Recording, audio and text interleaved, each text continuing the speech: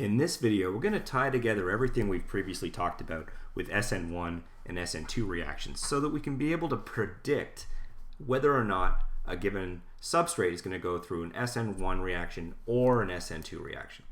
And there's really three key factors. And I mean, by three, I don't know, I might say there's really only two, but I'm going to include the third one just for fun. There's really three key factors, and they're in decreasing order of importance. And the first important factor is the substitution pattern. This is by far the most important factor to ask yourself when you're looking at a substrate if it's going to go through SN1 or SN2 reaction.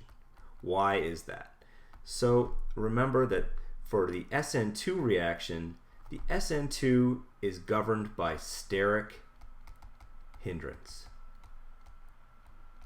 So the more steric hindrance there is, the slower the SN2 reaction will be. That means that it's going to be fastest for primary and then secondary, and much faster for secondary than it is for tertiary. Tertiary essentially does not occur.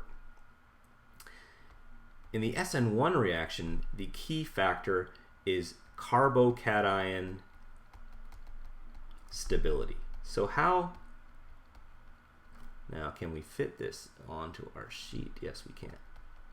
Carbocation stability. So how stable is the carbocation in the SN1 reaction? Remember, your first step is your leaving group leaves. Your leaving group leaves. So how stable is the carbocation you're going to form? Well, that goes in the order tertiary is better than secondary, which is much better than primary. And remember, it's not all about tertiary, secondary, primary. Sometimes you can also have resonance effects, so just be alert for resonance. If you have a primary position which is resonance stabilized, it could be a lot more reactive in the SN1 reaction. It might be a little bit more like a secondary carbon, so just be alert for that. So substitution pattern. So if you have two molecules, if you have a molecule and you're looking at it, it's tertiary, you can pretty much assume it's going to be SN1. If it's primary, you can pretty much assume it's going to be SN2.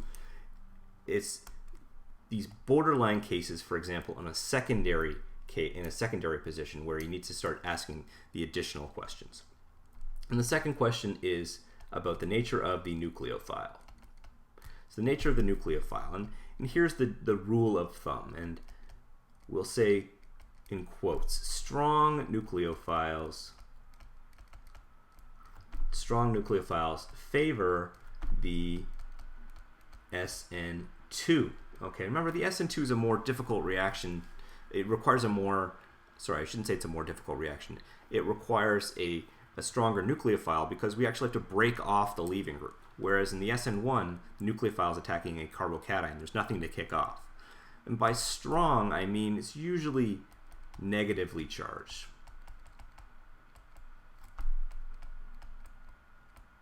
So if your nucleophile is negatively charged, you know, for example, something like Cn minus or SCH3 minus or you know, N3 minus. These are all examples of what we'll call strong nucleophiles simply because they're negatively charged.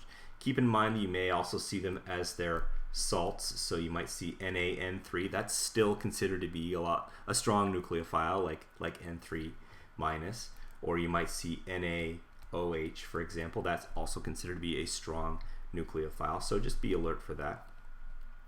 In the SN1 reaction, these tend to proceed with weak nucleophiles. So weak nucleophiles, they tend to proceed with the SN1, and they're often the solvent.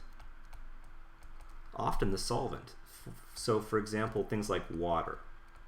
That's a typical solvent for the SN1 reaction, and nucleophile for the SN1 reaction in solvolysis reactions. Methanol, another example.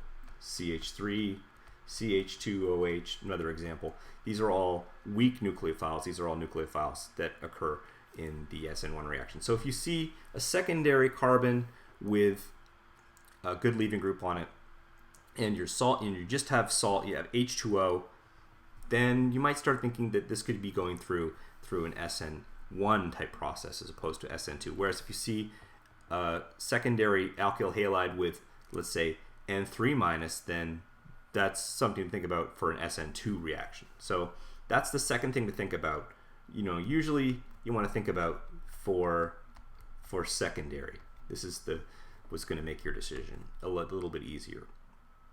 And the third thing to think about, and again, it doesn't really make the decision, but just keep this in mind, is that the solvent, and that is polar aprotic solvents generally favor the SN2. So they favor the SN2 because there's no hydrogen bonding. They make the nucleophile a better nucleophile. Talked about that in previous videos.